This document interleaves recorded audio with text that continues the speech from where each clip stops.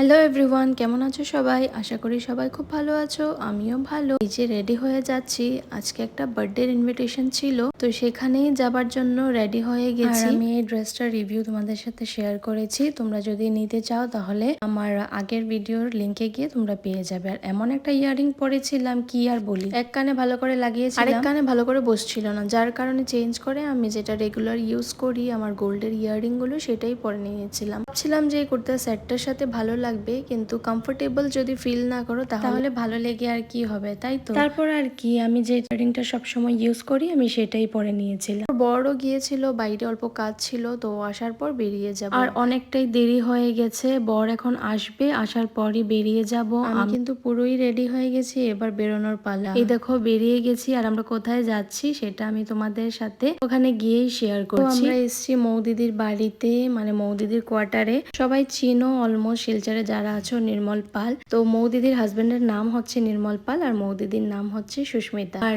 আসার পর দেখি কেক কাটিং হয়ে গেছে, কোনো ব্যাপার না, যেহেতু আমরাই অনেকটা লেট গিয়েছিলাম। সেখানে বসে আমরাও গান শুনছিলাম, সবাই এত সুন্দর সুন্দর গান গাইছিল, সেখান থেকে উঠে আর যাবার ইচ্ছেই করছিল না। যেহেতু অনেকটাই টাইম হয়ে গেছিল, তো ভাবছিলাম এবার খেয়ে আমরা বেরিয়ে যাব। আর ওদের কোয়ার্টারে গেলে না এত ভালো লাগে কি আর বলি, মনেই হয় না যে আমাদের পরিচয় কদিন আগে। তো এবার আমরা বসে যাব খেতে।